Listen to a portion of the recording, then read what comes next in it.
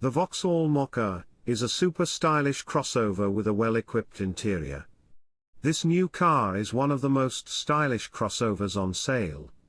The Mokka certainly makes a great alternative to the likes of the Volkswagen T-Cross if you're after something with a bit of visual flair, especially if you go for one of its eye-catching two-tone color schemes.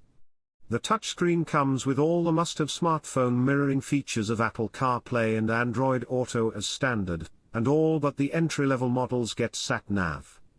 Everything in the Mokka's cabin is relatively easy to use, and you'll have plenty of space to get comfy in the front.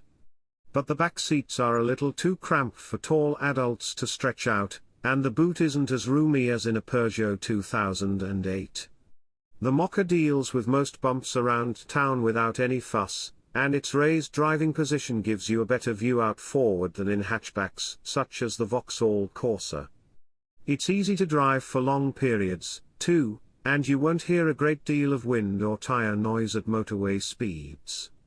The Vauxhall Mokka has a RRP range of £24,660 to £33,100. The Mokka might have the same basic mechanical bits as a Corsa, but you have to pay a few thousand more than you would for the hatchback to get the bigger body and SUV style.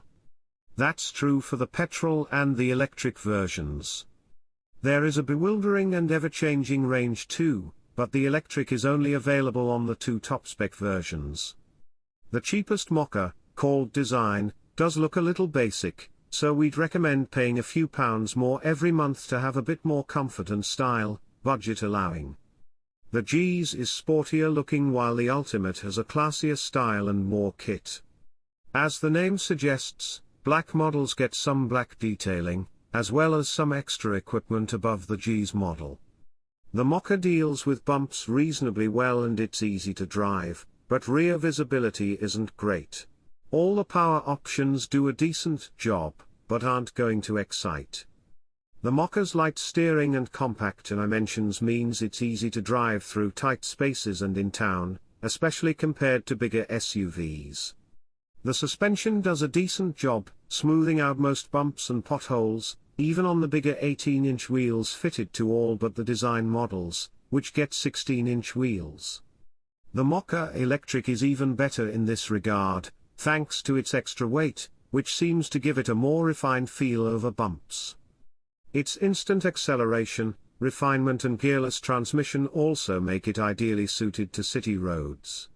While looking forwards is fine, the narrow rear windscreen and small back windows can make parallel parking or slotting into a tight multi-story slot a little tricky, especially if you choose the Design model with no parking sensors.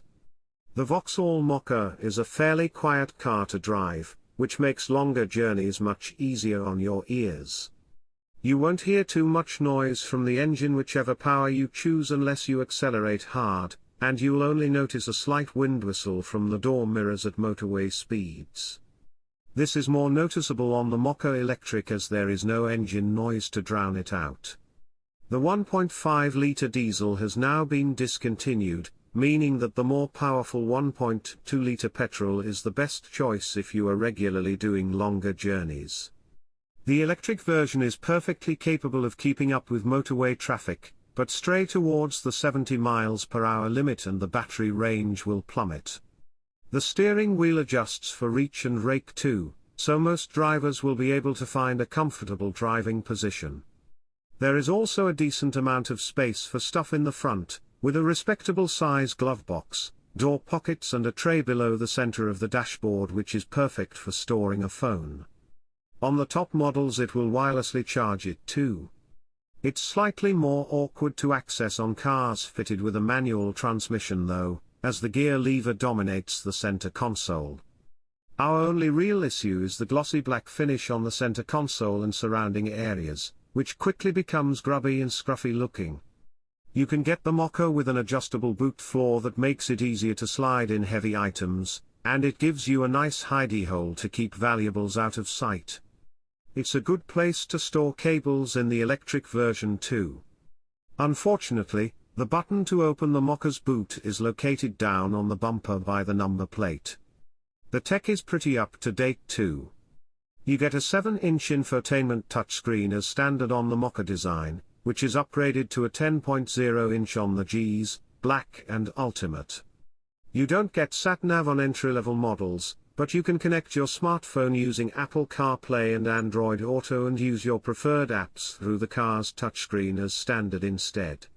Unlike in the Peugeot 2008, the Vauxhall Mokka comes with conventional knobs and buttons to control the heating and air conditioning. This is a big improvement and makes it much easier to quickly turn down the heating without taking your eyes off the road. All versions feature automatic emergency braking, which can help prevent an rear-end accident, and also a lane assist function which aims to keep you between white lines unless you indicate by tugging at the steering. In our experience, it is not the best system though, and can become confused by expansion gaps or other phantom road markings. Adaptive cruise control, a panoramic rear-view camera with parking sensors and LED headlights are all included on every version to help with day-to-day driving. Advanced matrix LED headlights are available on top models and are a worthwhile feature to improve visibility on dark roads. In terms of security, the G's Line and Ultimate both have keyless entry and start, which means you won't need to remove the key from your pocket or bag to get into the car or start the vehicle.